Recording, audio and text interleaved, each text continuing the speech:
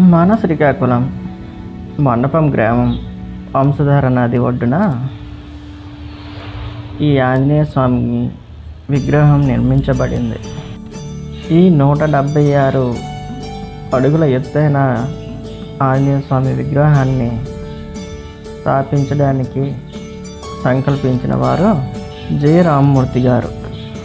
మొదట్లో ఈ విగ్రహ స్థాపన కోసమని అక్కడ అందరితో చర్చించగా అక్కడ ఎవరూ నమ్మలేకపోయారు. తరువాత భక్తులందరూ కలిసి విరాళాలు ఇవ్వడంతో విగ్రహం నిర్మించడానికి సంకల్పించుకున్నారు. అక్కడ ప్రారంభ దశలోనే ఒక భక్తుడు ఒక 10 లక్షల రూపాయలు విరాళం ఇచ్చాడంట. అలానే మరందరూ దాతలు అలా విగ్రహ నిర్మాణం కోసమని విరాళాలు సమర్పించుకున్నారు.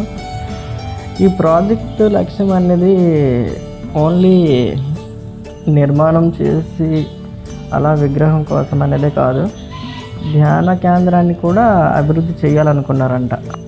నేను ఈ వీడియో తీసి పెట్టేటప్పుడు అక్కడ పంతులు గారు చెప్పిన విధానం బట్టి ఈ విగ్రహం తన సొంత స్థలంలోనే కట్టడం జరిగిందని, మరియు 2005 సంవత్సరం నాడు మొదలుపెట్టి విరాళాలతో ఎంతవరకు అయితే అంతవరకు స్థాపించి మిగతా నిర్మాణం కొన్ని సంవత్సరాల పాటు అలా కొనసాగింది అని చెప్పారు. విరాళాలు అందకపోవడం, దాతలు ముందుకు రాకపోవడం, తన సొంత నిధులతో ప్రచారాలు చేయించి తనకు తగినంత వరకు తను చేయగలిగాను. తర్వాత ఆ ఆంజనేయ స్వామి తన నిర్మాణాన్ని కొనసాగించుకుంటారు అని దీనంగా అతను చెప్పారు. అప్పుడు ముఖ్యంగా ఏంటంటే ఈ వీడియోలో నేను మాట్లాడడానికి కారణం, చాలామంది విగ్రహాన్ని రూపాన్ని చూసి హేళన చేస్తున్నారు, చేశారు కూడా. అలాంటి వాళ్ళ కోసం ఈ నా ఓల్డ్ వీడియోని ఇలా నేను పెడుతున్నాను. మొదటిగా విగ్రహం రూపం కాదు, సంకల్పం అనేది చూడండి. ఒక మధ్యతరగతి వారు ఒక చిన్న ఇంటిని నిర్మించడానికే చాలా కష్టపడతారు. అలాంటిది 176 అడుగుల ఆంజనేయ స్వామి విగ్రహం మన భారతదేశంలోనే అత్యంత ఎత్తైన హనుమాన్ విగ్రహంలో ఒకటిగా ఉంది. ఇంకా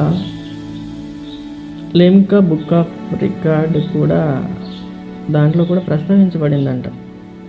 దయచేసి ఇలా ఉంది, అలా ఉంది విగ్రహం, ఆంజనేయ స్వామి ఇలానే ఉంటారా అని ఇలా మన ప్రతిష్టను మనమే పోగొట్టుకోవడం అది మంచి పద్ధతి కాదు. రూపం కాదు, దైవత్వాన్ని, సంకల్పాన్ని చూడండి. నా మాటలు ఎవరిని ఉద్దేశించి కాదు, తప్పుగా ఏమైనా మాట్లాడుంటే నన్ను క్షమించండి. నేను కూడా అక్కడ చూసి విని తర్వాత మళ్ళీ దాని గురించి ఇంటర్నెట్లో కొంచెం తెలుసుకొని మాట్లాడుతున్నాను.